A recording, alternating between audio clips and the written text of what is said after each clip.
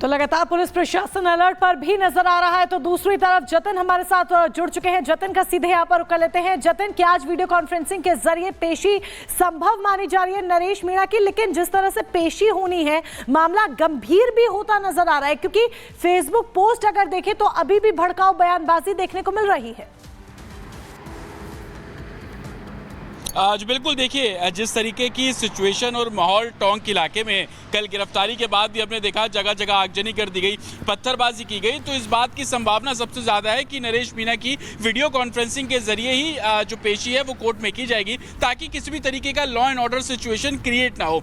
ये बताया जा रहा है कि 12 बजे के आसपास जो पेशी है वो करवाई जाएगी। इस पूरे मामले में पुलिस की तरफ से उनका पक्ष सुनने वाला होगा, और ये भी गौर करने वाली बात होगी कि पुलिस के पास अभी इस मामले में क्या कुछ सबूत है, क्योंकि जो सेक्शंस लगाए गए थे और जिन 60 लोगों की गिरफ्तारी की गई थी उनसे पूछताछ में क्या कुछ चीजें निकली। क्योंकि जिस तरीके से सोशल मीडिया पोस्ट का आप जिक्र कर रहे हैं, उसमें नरेश मीणा ने लोगों को आह्वान किया था कि बड़ी संख्या में पहुंचे, और कहीं ना कहीं वो ये बोल रहे थे कि गिरफ्तारी का विरोध भी करें। और वैसी तस्वीरें कल देखने को मिली, पूरी कॉन्स्पिरेसी थी। नाटकीय ढंग से वो मंच पर आते हैं, बोलते हैं मैं सरेंडर करूंगा। बिल्कुल जतिन, जिस तरीके से आप तमाम चीजों को लेकर के जानकारी दे रहे हैं, बता रहे हैं कि स्थिति फिलहाल क्या है, एक बड़ी खबर बता दे, इस पूरे मामले को लेकर के बड़ी जानकारी मिल रही है। नरेश की गिरफ्तारी के बाद टोंक में फिलहाल जो शांति है वो देखने को मिल रही है, स्थिति काबू में है। नरेश मीणा की गिरफ्तारी बीते दिन हुई थी और अब स्थिति जो है वो काबू में बताई जा रही है। तो टोंक मामले को लेकर के जो तस्वीर सामने आई थी कल, जिस तरीके से प्रदर्शन हुआ, हालांकि अब पुलिस बल ने पूरी स्थिति पर काबू पा लिया है। जतिन हमारे साथ लगातार बने हुए। जतिन, देखिए जिस तरीके से ये जिक्र हो रहा है कि अब जो स्थिति है वो नियंत्रण में है, कंट्रोल में, पुलिस ने पूरी स्थिति पर अपना काबू पा लिया है और स्थिति फिलहाल सामान्य बनी हुई है। आज बिल्कुल, और इसके लिए 4000 पुलिस कर्मियों की तैनाती जो है उस गांव समरावती जो गांव है उसके आसपास की गई है। कल हमने देखा कि कैसे आगजनी हुई, उस हाईवे को बंद कर दिया गया था, उसके बाद से ही डिप्लॉयमेंट बढ़ाया गया। ये भी जानकारी मिल रही है कि करोड़ी लाल मीणा कल शाम को पहुंचे थे, उन्होंने जो प्रोटेस्टर से मुलाकात भी की, जिसके बाद जो हाईवे बंद किया गया था उसको फिलहाल लोगों ने रात को खाली कर दिया है। तो अभी उस हाईवे पूरे तरीके से ओपन है। तस्वीरें भी मैं आपको दिखाऊं तो आपको ट्रैफिक यहाँ पर चलता हुआ साफ तौर पर नजर आ जाएगा। लेकिन सबसे बड़ी बात यह है कि पुलिस के लिए एक चुनौती है कि दिन जैसे जैसे आगे बढ़ेगा तो फिर से जो प्रोटेस्टर्स है वो सड़क पर ना उतर जाए, और यही वजह है कि 4000 पुलिस कर्मियों की तैनाती अलग अलग पॉइंट्स पे की गई है। लगातार लोगों से शांति बनाए रखने की अपील की जा रही है। ये भी बोला जा रहा है कि लोग बेवजह घर से या उस गांव से बाहर ना निकले, क्योंकि सिर्फ ये कहानी एक गाँव की नहीं है। उस हाईवे से जुड़े जो दूसरे सराउंडिंग्स गाँव हैं वहाँ के भी लोग हाईवे पर उतरकर कल आगजनी कर रहे थे, लकड़ियां डालकर हाईवे को बंद कर रहे थे, उन्हीं लकड़ियों में आग लगा रहे थे, जो वेस्ट था, जो टायर थे उनमें आग लगा रहे थे। जी तो जतिन, लगातार महत्वपूर्ण जानकारी आप दे रहे हैं। नरेश मीणा का क्या होगा ये भी एक बड़ा सवाल है। फिलहाल के लिए आपका बहुत शुक्रिया। इसी बीच अपने दर्शकों को बता दें, राजस्थान के टोंक में जो थप्पड़ कांड हुआ है, जिसमें निर्दलीय प्रत्याशी नरेश मीणा ने एसडीएम को थप्पड़ मारा, वो सबके सामने चर्चा का विषय बना हुआ है। देश भर में चर्चा उसकी हो रही है, और नरेश मीणा की गिरफ्तारी बीते दिन हुई, उसके बाद अब आज वीडियो कॉन्फ्रेंसिंग के जरिए पेशी होगी। साथ ही आपको बता दें, नरेश मीणा लगातार बार बार अपने समर्थकों को भड़काने का काम भी कर रहा है। अब आगे क्या होगा, इस रिपोर्ट के जरिए देखिए।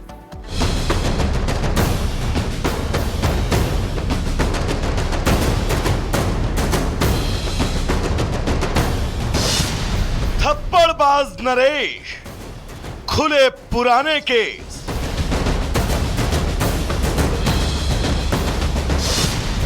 नरेश ने फिर भड़काया, नया पोस्ट सामने आया।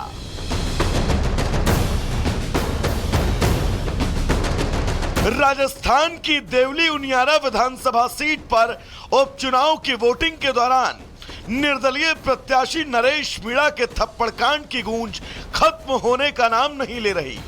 बीते बुधवार को उपचुनाव में मतदान के दौरान नरेश मीणा का एसडीएम अमित चौधरी को थप्पड़ मारे जाने के बाद से शुरू हुआ विवाद अभी भी जारी है। भले ही भारी बवाल के बाद नरेश मीणा फिलहाल पुलिस की गिरफ्त में है, लेकिन यहां से भी लोगों को भड़काने का सिलसिला बदस्तूर जारी है। पुलिस गिरफ्त से नरेश मीणा का किया गया पोस्ट कुछ इसी तरफ इशारा कर रहा है, जिसमें नरेश बेहद धमकी भरे अंदाज में लिखता है, मेरे साथियों और कार्यकर्ताओं के साथ पुलिस बर्बरता वाला व्यवहार करना बंद कर दे। नहीं, अभी तो ये सिर्फ चिंगारी देवली उनियारा में ही उठ रही है, जिसके जिम्मेदार टोंक की कलेक्टर और भजनलाल सरकार है। अगर पुलिस ने ये बर्बरता वाला व्यवहार बंद नहीं किया तो ये चिंगारी पूरे राजस्थान के चप्पे चप्पे में उठने में ज्यादा वक्त नहीं लगेगा, जिसकी जिम्मेदार प्रशासन और सरकार होगी। नरेश मीणा का फेसबुक पोस्ट उस समय सामने आया जब वो पुलिस की गिरफ्त में है और उसके पहले दिए गए बयानों से हिंसक झड़पें हो चुकी हैं। ऐसे में किसी जनप्रतिनिधि का ऐसा गैर जिम्मेदाराना पोस्ट गंभीर सवाल खड़े करता है। लेकिन ऐसा लगता है नरेश जानबूझकर भड़काऊ राजनीति करते हैं। ऐसा हम नहीं कह रहे, बल्कि घटना के बाद से उनको लेकर पुलिस की जांच में जो बात सामने आई है वो कुछ इसी तरफ इशारा कर रही है। एसडीएम थप्पड़ कांड में नरेश मीणा अब बुरी तरह फंसते जा रहे हैं। गिरफ्तारी के बाद पुलिस ने मीणा का काला चिट्ठा खोल डाला। पुलिस उसके एक एक राज खोल रही है। पुलिस ने बताया कि नरेश मीणा पर पहले से ही 23 मुकदमे दर्ज हैं, जिनमें 5 में कार्रवाई शेष है। इन मुकदमों में गुरुवार को दर्ज मामलों को नहीं जोड़ा गया है। फिलहाल नरेश मीणा को आज कोर्ट में पेश किया जाना है। पुलिस नरेश को जयपुर लेकर पहुंची है।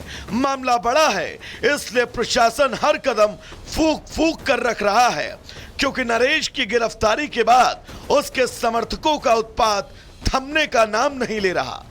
यही वजह है कि कानून व्यवस्था की स्थिति को देखते हुए प्रशासन वीडियो कॉन्फ्रेंसिंग के जरिए पेशी करवाने पर विचार कर रहा है।